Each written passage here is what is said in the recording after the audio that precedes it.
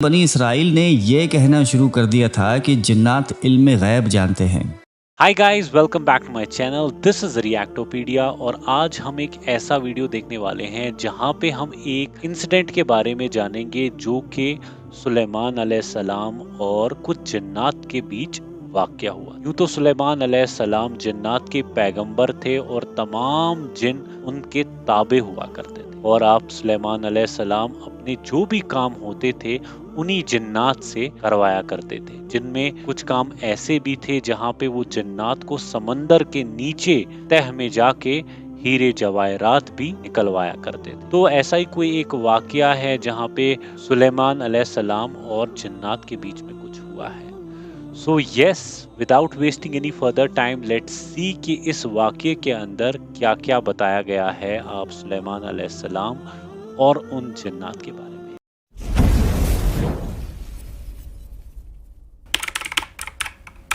حضرت عبداللہ بن عمرو سے مروی ہے کہ نبی اکرم صلی اللہ علیہ وآلہ وسلم نے فرمایا کہ جب حضرت سلیمان بن داؤد علیہ السلام بیت المقدس کی تعمیر سے فارغ ہوئے تو انہوں نے اللہ تعالیٰ سے 3 چیزیں مانگی۔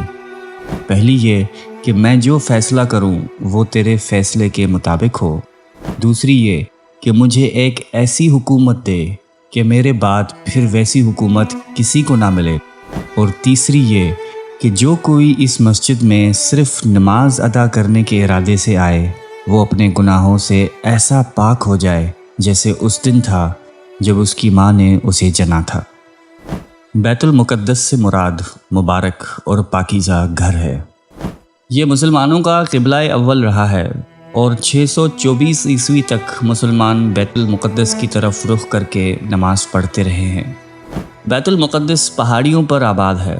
انہی پہاڑی سلسلوں میں سے ایک پہاڑی کا نام کوہ صہیون ہے، جن کے نام پر یہودیوں کی عالمی تنظیم تحریک صہیونیت قائم کی گئی۔ سب سے پہلے حضرت یعقوب نے وحی الہی کے مطابق مسجد بیت المقدس کی بنیاد رکھی۔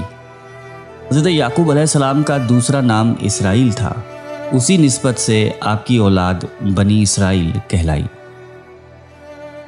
علامہ عماد الدین ابن کثیر اپنی کتاب قصص الانبیاء میں صحابہ سے ایک واقعہ نقل کرتے ہیں کہ حضرت سلیمان علیہ السلام بیت المقدس میں کئی ماہ تنہائی میں بسر کرتے تھے۔ وہ اپنا کھانا وغیرہ بھی ساتھ رکھا کرتے تھے۔ آپ علیہ السلام کی وفات کے آثار اس طرح شروع ہوئے کہ صبح جب اٹھتے تو بیت المقدس میں کوئی پودا لگا ہوتا۔ آپ علیہ السلام اس سے پوچھتے کہ تیرا نام کیا ہے؟ وہ بتا دیتا۔ پھر سوال کرتے، تو صرف درخت ہے یا کسی دوا کے لیے اگایا گیا ہے؟ عرض کرتا کہ فلاں دوا کے لیے، تو آپ علیہ السلام اسے اسی دوا میں استعمال کروا لیتے۔ ایک مرتبہ آپ علیہ السلام نے ایک نیا پودا لگا دیکھا تو اس سے پوچھا کہ تیرا نام کیا ہے؟ پودے نے عرض کی کہ خرابی اور ویرانی، میرے اگنے سے اب اس گھر کی ویرانی ہے۔ پھر آپ علیہ السلام نے پوچھا کہ کس گھر کی؟ پودے نے عرض کیا کہ بیت المقدس کی خرابی اور ویرانی کے لیے ہوں۔ آپ علیہ السلام نے فرمایا کہ یہ کیسے ہو سکتا ہے کہ میں ابھی زندہ ہوں اور اللہ پاک اس بیت المقدس کو ویران فرما دے؟ لہٰذا اب میری موت کا وقت قریب معلوم ہوتا ہے، اور تیرے چہرے پر میری ہلاکت اور بیت المقدس کی ویرانی لکھی ہوئی ہے۔ پھر آپ علیہ السلام نے اس پودے کو اکھاڑ کر اپنے ایک باغ میں لگا دیا۔ پھر محراب میں داخل ہوئے اور اپنے عصے کے ساتھ ٹیک لگا کر نماز پڑھنے لگے اور اسی حالت میں وفات پا گئے۔ شیاطین جنات کو آپ علیہ السلام کی وفات کا علم ہی نہیں ہو سکا۔ حضرت سلیمان علیہ السلام کی وفات کا تذکرہ قرآن کریم میں اللہ تعالیٰ نے یوں فرمایا ہے کہ پھر جب ہم نے سلیمان علیہ السلام پر اجل کا حکم صادر فرمایا تو ان جنات کو ان کی وفات پر کسی نے آگہی نہ دی سوائے زمین کی دیمک کے، جو ان کے عصے کو کھاتی رہی۔ پھر جب آپ علیہ السلام کا جسم زمین پر آ گیا تو جنات پر ظاہر ہو گیا کہ اگر وہ غیب جانتے تو اس ذلت انگیز عذاب میں نہ پڑے رہتے۔ مفسرین لکھتے ہیں کہ حضرت سلیمان علیہ السلام کی زندگی ہی میں بنی اسرائیل میں یہ خود ساختہ گمراہی شروع ہو گئی تھی کہ نعوذ باللہ حضرت سلیمان علیہ السلام کا سکھایا ہوا علم سحر ہے، اور نعوذ باللہ حضرت سلیمان علیہ السلام اس جادو ہی کی وجہ سے اتنی بڑی حکومت کے مالک تھے۔ قرآن مجید نے بنی اسرائیل کے لگائے ہوئے اس بہتان کی مدلل تردید کی اور حضرت سلیمان علیہ السلام کے پیغمبرانہ عظمت کو نمایاں اور روشن کرتے ہوئے بتایا کہ حضرت سلیمان علیہ السلام کا دامن جادو کی نجاست سے پاک ہے۔ اس کے ساتھ ہی بنی اسرائیل نے یہ کہنا شروع کر دیا تھا کہ جنات علم غیب جانتے ہیں۔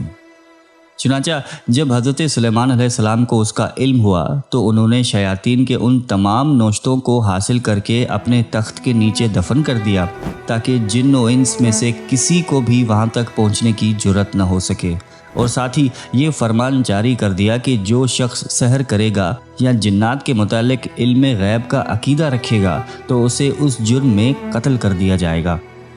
لیکن جب حضرت سلیمان علیہ السلام کا انتقال ہو گیا تو شیاطین نے اس مدفون ذخیرے کو نکال لیا اور بنی اسرائیل میں یہ خود ساختہ عقیدہ عام کر دیا کہ نعوذ باللہ جادو کا یہ علم حضرت سلیمان علیہ السلام کا علم ہے اور وہ اسی سے جن و انس اور ہوا پر حکومت کرتے تھے۔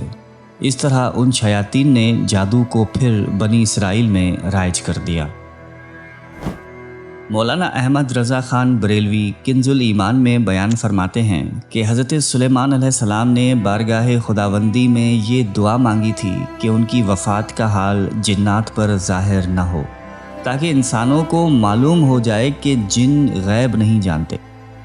پھر آپ علیہ السلام محراب میں داخل ہوئے اور حسب عادت نماز کے لیے اپنے عصے پر ٹیک لگا کر کھڑے ہو گئے۔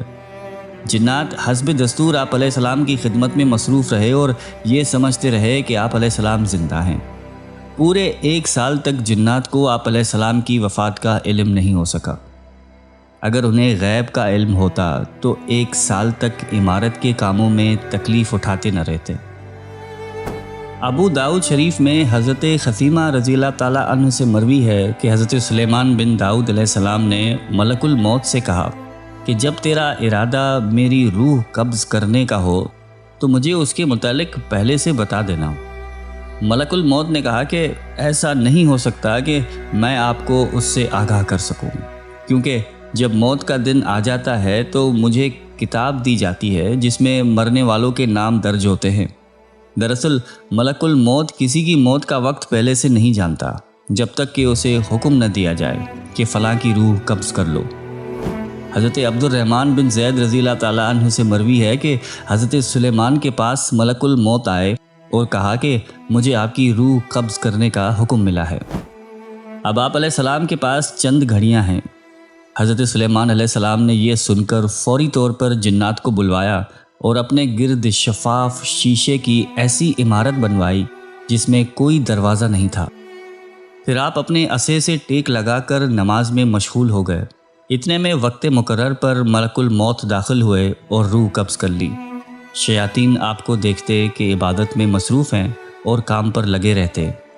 پھر اللہ نے گھن لگانے والے کیڑے کو بھیجا جو لاٹھی کو کھاتا رہا حتیٰ کہ اندر سے وہ کھوکھلی ہو گئی اور حضرت سلیمان کا بوجھ نہ سنبھال سکی اور وہ گر گئے۔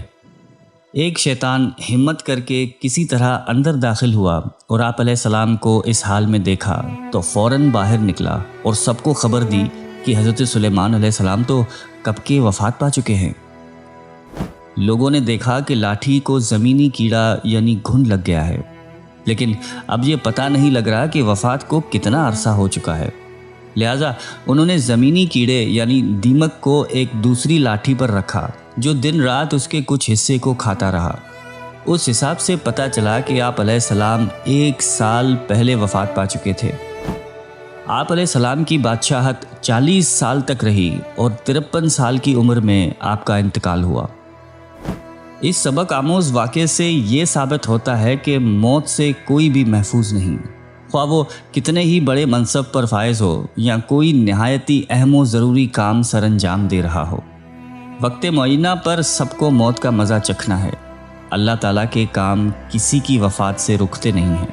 اسے جس سے جس طرح کا کام لینا ہوتا ہے وہ لے لیتا ہے، اور تمام اسباب و آلات بھی اسی وقت تک کام کرتے ہیں جب تک کہ اللہ کو منظور ہو، ورنہ سب دھرے کے دھرے رہ جاتے ہیں۔